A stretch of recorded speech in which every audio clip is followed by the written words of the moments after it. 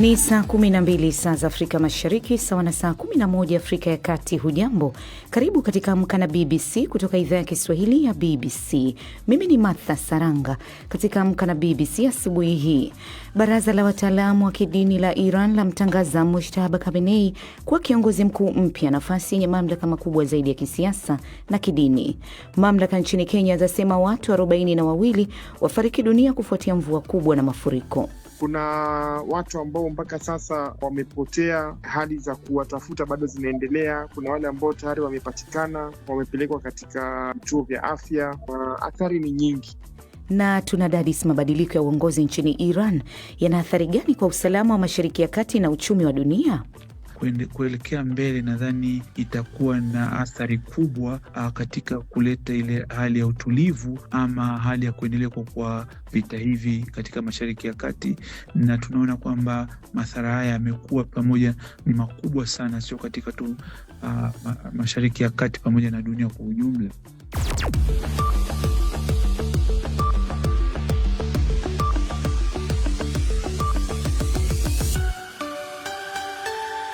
Kwanza muktasari wa habari za dunia na Florian Kaijagi. Asante Martha Saranga. Baraza la wataalamu la Irani limemchagua Mujtaba Khamenei mwenye umri wa miaka 56 kumrithi baba yake kuwa kiongozi mkuu wa nchi hiyo. Likitangaza uamuzi wake, baraza hilo ambalo linaundwa na viongozi wa kidini limetoa wito kwa watu wa Irani kuendelea kuwa na umoja na kuahidi utii wao kwa kiongozi huyo mpya. Mkuu wa usalama wa Iran Ali Larijani amelishukuru bunge kwa kumchagua mrithi wa Khamenei licha ya vitisho vya kulishambulia kwa mabomu. Ali Khamenei aliuawa katika siku ya kwanza ya vita vilivyoanzishwa na Marekani na Israel. Rais Trump ameonya kuwa kiongozi huyo mpya hatadumu kwa muda mrefu ikiwa Tehran haitapata kibali chake kwanza, huku Israeli ikisema italenga kumuua pamoja na waliomchagua. Bei ya mafuta ghafi imepanda na kupita dola za Marekani 100 kwa pipa baada ya wazalishaji wa nishati katika Mashariki ya Kati kupunguza uzalishaji kutokana na vita vya Marekani na Israel dhidi ya Iran. Esther Luambano na maelezo kamili. Mafuta ghafi yenye alama ya kimataifa yamepanda kwa 18%, wakati yale ya alama ya Marekani maarufu kama WTI yakiongezeka kwa takriban 20%. Kiwango hicho cha ongezeko la bei hakijashuhudiwa tangu Urusi ilipoanzisha uvamizi wake kamili dhidi ya Ukraine mwaka 2022. Rais wa Marekani Donald Trump amesema ongezeko hilo ni la muda tu. Wafanyabiashara wana wasiwasi kwamba usambazaji wa mafuta umetatizwa na kufungwa kwa mlango bahari wa Hormuz, ambayo ni njia muhimu ya kusafirisha mafuta nje ya nchi. Kuna ripoti za mapigano yanayohusisha wanajeshi wa Israel katika eneo la mpaka wa mashariki mwa Lebanon. Shirika la habari la kitaifa la Lebanon limesema wanajeshi wa Israel walikuwa wametua kwa helikopta kwenye safu za milima ya mashariki, nao walikuwa wakijaribu kusonga mbele. Kundi la wanamgambo linaloungwa mkono na Iran la Hezbollah lilidai limedungua moja ya helikopta hizo, lakini hilo halijathibitishwa. Awali waziri wa mambo ya nje wa Lebanon alishutumu Hezbollah kwa kuingiza nchi hiyo katika vita ambavyo haihusiani navyo na kusisitiza kuwa inapaswa kusalimisha silaha zake mara moja. Takriban watu 400 wameuawa nchini Lebanon tangu kuanza kwa mapigano kati ya Hezbollah na Israel Jumatatu iliyopita. Na wafuasi wa msanii wa muziki wa kufokafoka pia meya wa zamani wa Kathmandu Balendra Shah wamejitokeza barabarani kushangilia ushindi wa kihistoria wa chama chake cha Rashtriya Swatantra LSP. Matokeo ya mwisho bado hayajatangazwa, lakini dhahiri kuwa chama cha LSP kimeshinda 1-1. Katika shamra hizo, baadhi ya wafuasi wanagonga kengele ambayo ni alama ya chama cha LSP. Hii ni BBC. Muktasari wa habari za dunia umewasilishwa na Florian Kaijagi. Unasikiliza Amka na BBC kutoka idhaa ya Kiswahili ya BBC. Matangazo haya yanasikika kupitia Capital FM na Radio 1 nchini Tanzania, Voice of Karamoja nchini Uganda, Nyota FM mjini Bungoma, Kenya, na Radio Muungano Beni katika Jamhuri ya Demokrasia ya Kongo. Pia unaweza kusikiliza matangazo haya kwenye mtandao wetu bbcswahili.com ama kwenye ukurasa wetu wa Facebook BBC Swahili. Mimi ni Martha Saranga. Baraza la wataalamu la nchini Iran limemchagua Mujtaba Khamenei kuwa kiongozi mkuu mpya wa nchi hiyo, akimrithi baba yake Ayatollah Ali Khamenei. Katika tangazo lake, baraza hilo ambalo linaundwa na viongozi wa kidini pekee liliwataka wananchi wa Iran kuendelea kuwa wamoja na kuendelea kutii kiongozi huyo mpya. Mkuu wa usalama wa Iran Ali Larijani alilishukuru baraza hilo kwa kumchagua mrithi wa Ali Khamenei licha ya vitisho vya kushambuliwa kwa mabomu.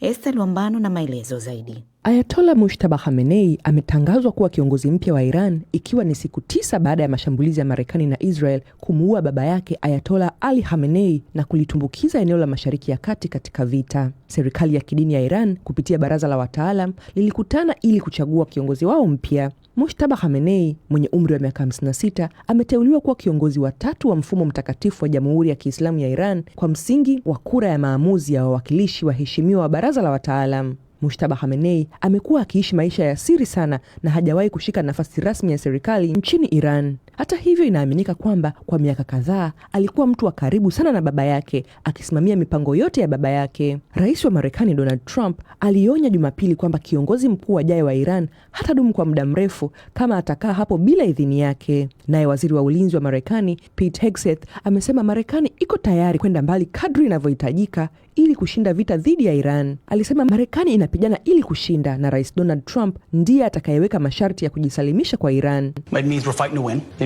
Hii ina maana kwamba tunapigana ili kushinda. Ina maana pia kwamba sisi ndio tunaweka masharti. Tunajua wakati ambapo hawataweza tena kuendelea kupigana, utafika wakati ambako hawatakuwa na chaguo lingine isipokuwa kujisalimisha. Na mwisho wa siku Rais Donald Trump ndiye anayeweka masharti ya kujisalimisha kwao. It's President Trump who will set the terms of that. Wakati huo huo, jeshi la Marekani limesema mwanajeshi wa 7 amefariki kutokana na majeraha aliyoyapata katika shambulio la Iran nchini Saudi Arabia Jumapili iliyopita. Ni taarifa yake Esther Luambano. Mamlaka nchini Kenya zinasema watu 42 wamefariki dunia kufuatia mvua kubwa na mafuriko. Wafanyakazi wa misaada walionekana mapema Jumamosi wakivuta miili kutoka kwenye maeneo yaliyokumbwa na mafuriko katika jiji kuu la Nairobi kufuatia athari za mvua hizo. Mvua kubwa zilizonyesha zilisomba makumi ya magari, kusababisha baadhi ya nyumba kujaa maji na kutatiza safari za ndege katika uwanja mkubwa zaidi wa ndege Afrika Mashariki wa Jomo Kenyatta.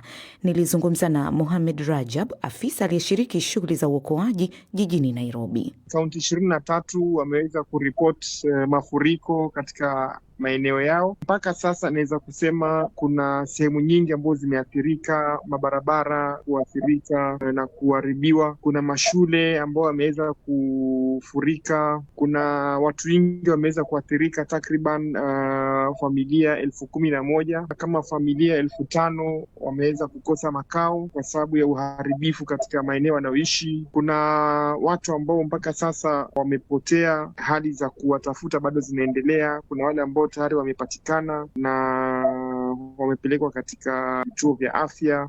Athari ni nyingi. Pengine mamlaka ya hali ya hewa inasema vipi? Mvua bado inatarajiwa? Huu ni msimu wa mvua. Hii ndio mwanzo wa mvua kuanza. Tulikuwa na ukame kabla ya hii mvua, sehemu nyingi zilikuwa zimeathirika na ukame, na hii mvua itaendelea.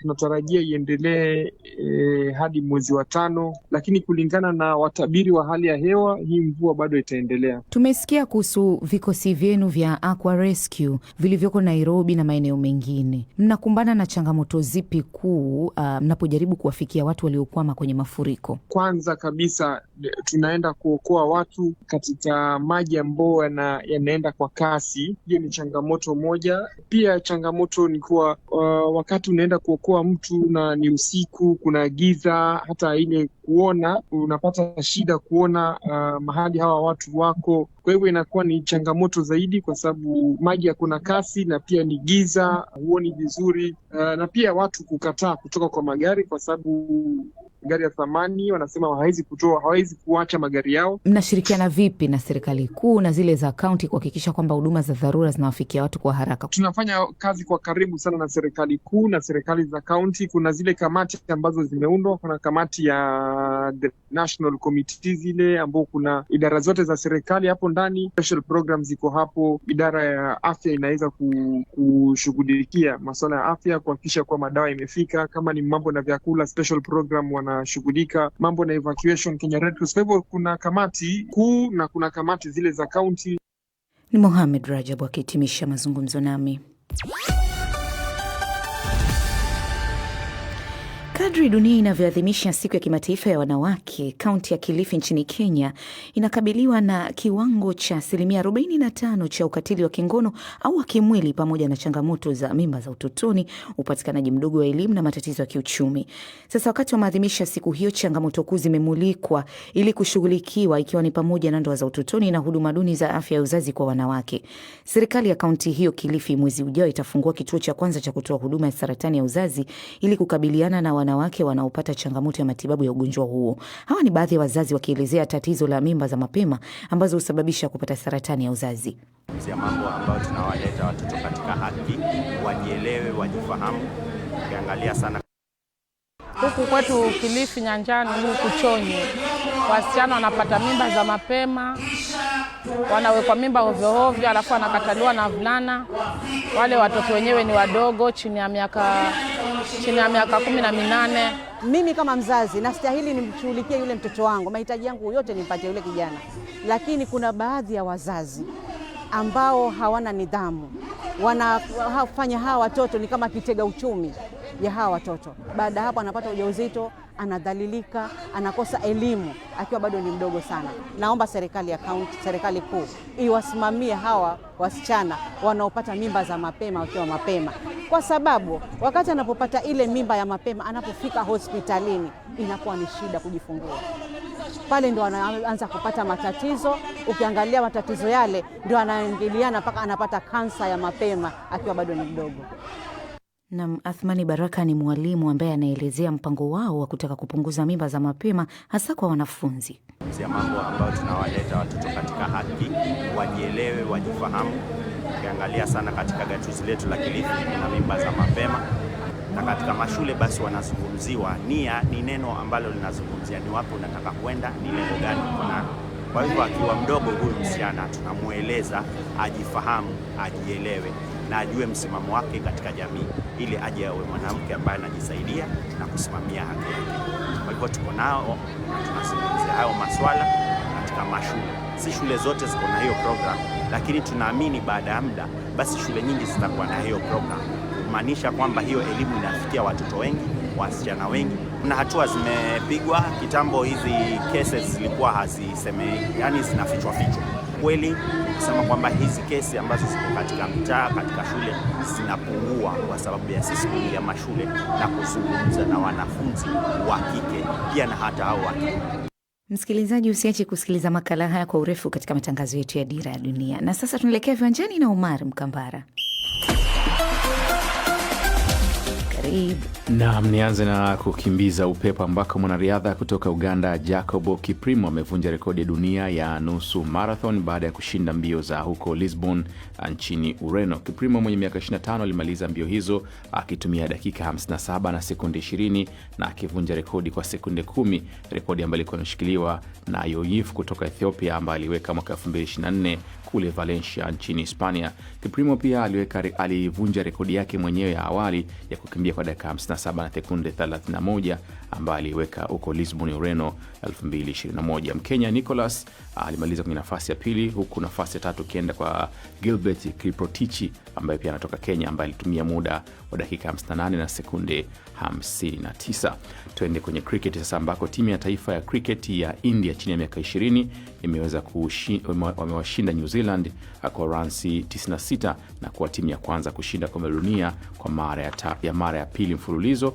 Na sasa India ni mabingwa hao, lakini pia wanakuwa mabingwa wa mara tatu wa michuano hii ya vijana chini ya umri wa miaka 20 katika mchezo wa cricket. Tuelekee pale nchini Italia ambako kulipigwa mechi moja usiku wa jana kwa mkia leo, ikiwa ni ile Derby della Madonnina kati ya Internazionale Milani na AC Milani, na AC Milani waliibuka na ushindi wa goli 1-0, na hivyo wanapunguza wigo wa alama na kubakia alama 7 katika kukimbizana kutoa ubingwa wa ligi kuu ya soka pale nchini Italia. Goli la Estepinani lilikuwa goli pekee katika mchezo huo, lakini likiwa goli lake la kwanza kuifungia AC Milan tangu alipojiunga na klabu hiyo akitokea kwenye klabu ya Brighton. Lakini kwa haraka kule Ujerumani kuna tukio la kushangaza ambako timu ya Pression inafanya uchunguzi juu ya kitendo ambacho kilifanywa na mshabiki wake ambaye alikwenda kuchomoa waya zilizosababisha mwamuzi asiweze kuona picha zinaweza kwenda kwenye screen ambayo inaunganisha na zile waya za VAR. Hivyo klabu hii inafanya uchunguzi kujua yule mshabiki aliweza vipi kuingia na kwenda kuchomoa waya ambako ikamsababisha mwamuzi kushindwa kuona nini kilikuwa kikiendelea. Niambie tajiri mpya, mbona unaona mawazo? Shukrani. Shukrani Omar Mkambara.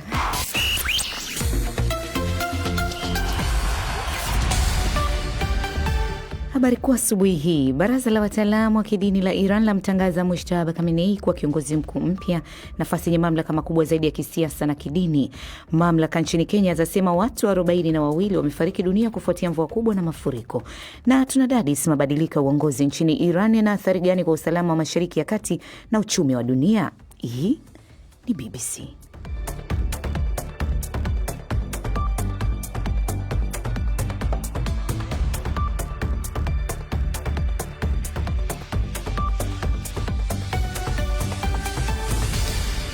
Unaendelea kusikiliza matangazo ya Amka na BBC kutoka idhaa ya Kiswahili ya BBC. Ni saa 12 na dakika 16 Afrika Mashariki, saa 11 na dakika 16 Afrika ya Kati. Mimi ni Martha Saranga. Wakati waumini wa dini ya Kiislamu wakikaribia ama kuingia katika 10 la mwisho la mfungo wa Ramadhan, ambapo Mwenyezi Mungu aliteremsha Qur'an, wanautumia wakati huu kusoma zaidi kitabu hicho, huku watoto wakielimishwa na kufunzwa jinsi ya kuhifadhi Qur'an na umuhimu wake katika maisha na masomo yao. Halima Nyanza alihudhuria mashindano ya kuhifadhi Qur'an katika shule ya sekondari ya wavulana Shamsie jijini Dar es Salaam na kuandaa taarifa ifuatayo.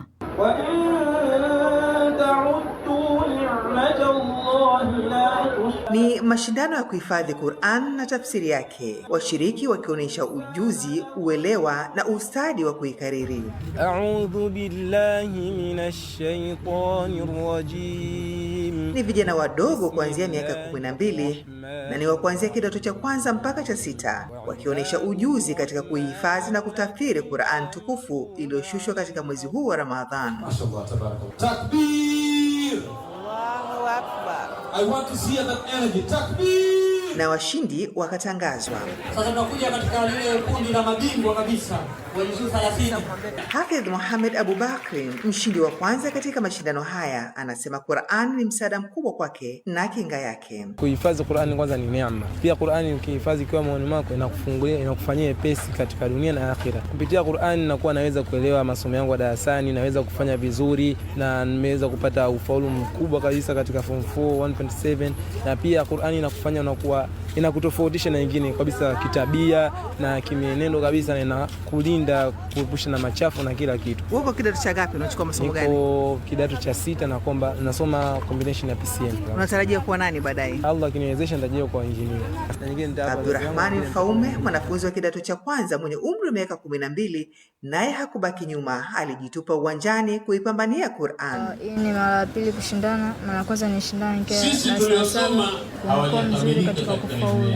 Ninaomba kuwashawishi watu muwe mnasoma Qur'an, ukihifadhi Qur'an kichwani inakupa uwanda mkubwa, pia unakuwa unaweza pia kukapcha vitu vingine vizuri kichwani vikaingia kiwepesi. Mashallah, tabarakallah, jambo kubwa hili. Sasa nadhani Sami na Chief Judge Sami Omar ni jaji mkuu katika mashindano hayo na mwalimu wa somo la Qur'an kwa takriban miaka 16. Umuhimu wa kuhifadhi Qur'an upo katika pande kuu mbili. Kwanza, sisi tunaamini kuhifadhi Qur'an ambacho ni maneno ya Mwenyezi Mungu ni ibada ambayo inamfanya mtu awe karibu na Mola wake. Namba mbili, tunatambua kwamba Qur'an inafanya ubongo wa wanafunzi uweze kuchakata, kwa maana kwamba wale vijana ambao wanahifadhi Qur'an tunaona katika masomo yao mengine vile vile wanafaulu zaidi. Kwa hivyo sisi kama shule tunaona kwamba tuipe umuhimu sana Qur'an, na haya mashindano tunayofanya ni kwa ajili ya kwanza kuhamasisha vijana kuhifadhi Qur'an, kwa sababu kama unavyoona wamepata zawadi nyingi, lakini vile vile kinafanya kwa akili zao ziweze kufanya kazi vizuri zaidi. Anahifadhi Qur'an hawezi kushindwa kupokea chochote katika masomo. Kwa waumini wa dini ya Kiislamu, Qur'an ni mwongozo kamili wa maisha, shifa na chanzo cha baraka, elimu dunia na akhira. Ni taarifa yake Halima Nyanza. Baraza la wataalamu wa kidini la Iran limemtangaza Mujtaba Khamenei kuwa kiongozi mkuu mpya wa taifa hilo, nafasi yenye mamlaka makubwa ya kisiasa na kidini katika Jamhuri ya Kiislamu ya Iran. Mujtaba Khamenei anachukua nafasi ya baba yake Ayatollah Ali Khamenei aliyeuawa katika mashambulizi ya anga yaliyotekelezwa na Marekani na Israel wiki iliyopita. Baada ya tangazo hilo, maelfu ya wafuasi wa serikali walikusanyika katika miji mbalimbali wakionyesha kumuunga mkono kiongozi wao huyo mpya, na ndilo tunaloangazia katika Gumzo. Mabadiliko haya yana athari gani kwa usalama wa Mashariki ya Kati na uchumi wa dunia? Nimezungumza na Dr. Nicodemus Minde, mchambuzi wa masuala ya usalama, na Ibrahim Rabi, mchambuzi wa siasa za kimataifa, ambaye anaanza kwa kueleza mfumo wa Iran. Kiongozi mkuu ana nguvu gani ikilinganishwa na rais? Kwa katiba ya Irani, kifungu cha 110 kinatoa mamlaka makubwa kwa kiongozi mkuu wa nchi ambaye ndio anakuwa kiongozi wa juu kabisa, ambaye mamlaka yake iko juu ya rais, na huyu kiongozi ndio ambaye naweza kusema kama ni hatma ya Irani inatoka kwake, kwa sababu kwa mujibu wa katiba ya Irani baadhi ya wizara zinakuwa chini yake, ikiwemo wizara zote nyeti, wizara ya mambo ya ndani, wizara ya mambo ya nje, lakini wizara mfano kikosi cha mapinduzi ya Kiislamu IRGC, wote wanakuwa chini yake. Lakini pia yeye ndio anateua mabalozi hasa wa nchi kwenda nje, balozi wa Irani nje, lakini pia kikosi cha Al-Quds ambacho ni kikosi maalum ambacho kinafanya kazi na chenye kinaripoti kwa mkuu wa nchi. Rabi, utaendelea kusalia katika line. Tunaye Dr. Minde pia. Kwa nini dunia inatizama kwa makini sana mabadiliko haya ya uongozi nchini Iran? Huyu kiongozi ni Ayatollah, anakuwa ni kiongozi wa juu ambao wanasema ndio mkuu wa nchi ama mkuu wa dola, lakini pia na mamlaka ya kidini, kwamba anasimamia dini na anaonekana kama religious leader. Kwa hiyo kwa kiasi kikubwa maamuzi mengi ya sera za ndani na pamoja na sera za nje za Iran zinatoka kwa huyu kiongozi mkuu. Kwa hiyo uteuzi wake unakuwa ni muhimu sana, kwani